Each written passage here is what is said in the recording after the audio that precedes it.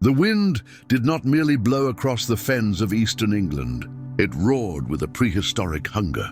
At Cedar Falls Manor, a sprawling stone and timber estate converted into a haven for the elderly, the storm was more than weather, it was an intruder. By 2:45 a.m., the rural landscape had been swallowed whole by a punishing white shroud.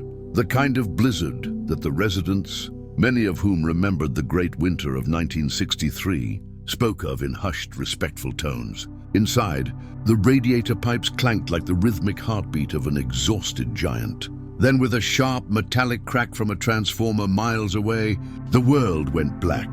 The backup generator sputtered, coughed, and finally hummed to life, casting the long, carpeted hallways in a dim, ember emergency glow. Sarah, a night nurse whose youth was currently being tested by a 12-hour shift and a lukewarm cup of tea, gripped her flashlight. The silence that follows a power outage in a nursing home is never truly silent. It is filled with the rustle of sheets, the heavy breathing of the sleeping, and the distant, rhythmic ticking of clocks that refuse to quit. But tonight there was a new sound. From the courtyard below, echoing through the thick stone walls, came a bark. It was deep, resonant, and entirely out of place in a level 4 blizzard. It wasn't the frantic yapping of a stray, nor the howl of a coyote. It was a rhythmic, commanding call, hollow and persistent sounding, as if it were being squeezed out of the very heart of the storm. In room 402, Evelyn, 88 years old, and possessing a mind as sharp as a Victorian sewing needle, sat bolt upright. She reached for her shawl, her fingers trembling not from cold, but from a sudden, inexplicable jolt of adrenaline. She had heard that cadence before, a lifetime ago. "It's a wolf," a voice whispered from the shadows of the doorway. It was Arthur, a retired postman from room 404, leaning heavily on his Zimmer frame. "I told them the woods were getting too close." "It's a timber wolf, Sarah. I saw it in a film once." "Don't be daft, Arthur," Evelyn snapped, though she didn't look away from the frosted glass of her window. "Wolves don't bark at back doors. That's a working dog, and if he stays out there much longer, he'll be a frozen monument by breakfast." Sarah hurried to the security station, her boots squeaking on the linoleum. The monitors flickered with static, struggling under the generator's limited reach. On the feed for the north entrance, she saw a shape. It was a large German shepherd, its coat matted with ice and dusted with white, standing perfectly still in drifts that reached its chest. It wasn't pacing or seeking cover under the eaves. It was staring directly upward, its eyes fixed on a specific darkened window on the 4th floor. "We can't let it in," the night supervisor, Mr. Miller, insisted as he joined her, rubbing the sleep from his eyes. "Health code, Sarah, liability. Besides, it could be a stray or worse, half wild. Look at the size of it. In this weather, it's -10 out there." "Mr. Miller," Sarah argued, her voice rising with a protective instinct she didn't know she possessed. "He isn't attacking the door. He's asking, look at him. He's wearing a collar. He's looking for someone." As if the dog had heard her, it let out one more sharp, authoritative bark that seemed to vibrate the very glass of the security booth. Against every protocol in the handbook, Sarah grabbed the heavy ring of keys and headed for the mudroom. Miller followed, grumbling about paperwork, but even he couldn't hide the curiosity in his stride. They unbolted the heavy steel doors, and a gust of needles and ice blew in, nearly knocking them back. The cold was a physical weight, a white wall that threatened to extinguish their flashlights. But the dog didn't bolt inside for the warmth of the radiators. It stood its ground in the swirling snow, looked Sarah directly in the eye with a gaze that felt unnervingly human, and let out a soft, guttural whine.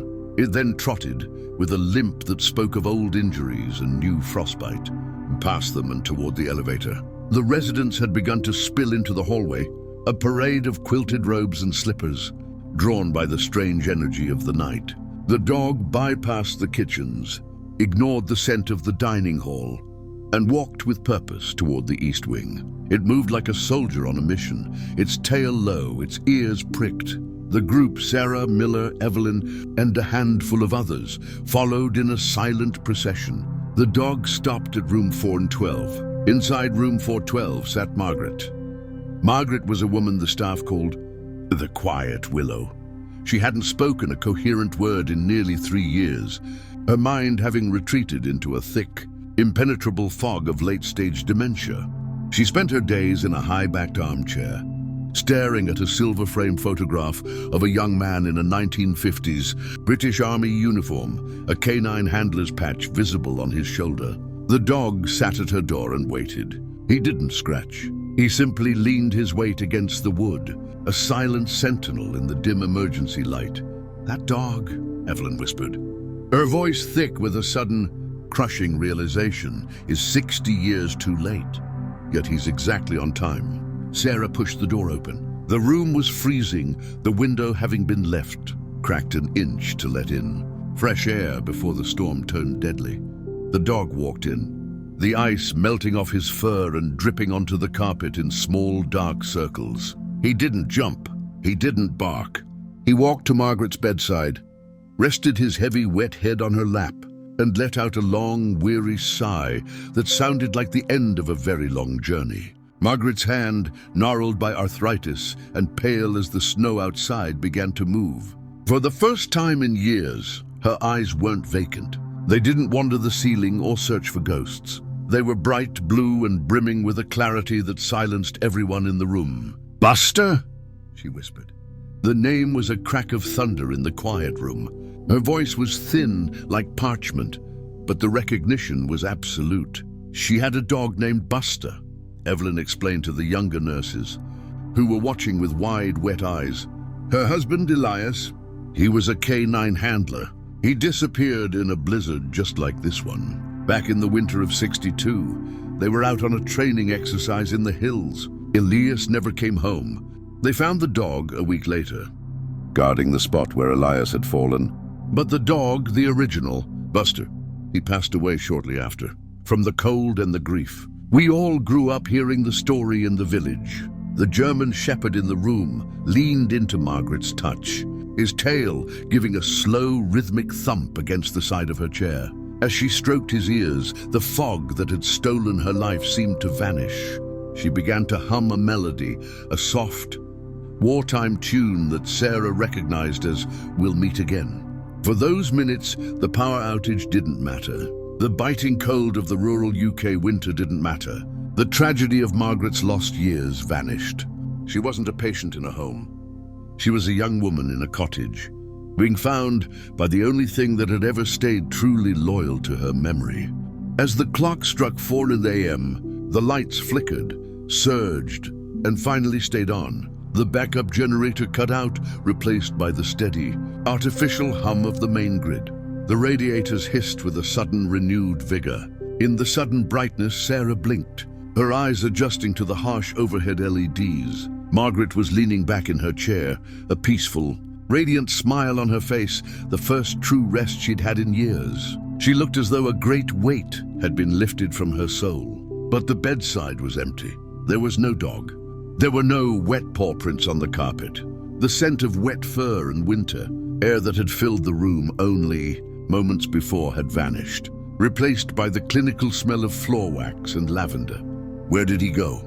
Sarah asked, spinning around, her flashlight falling from her hand.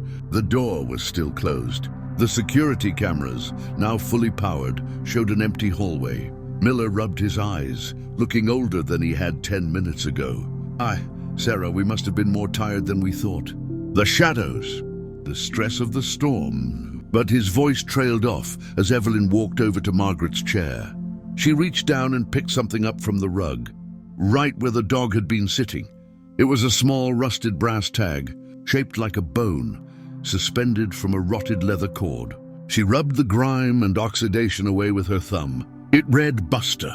If lost, return to Elias and Margaret Thorne. 12 Orchard Lane.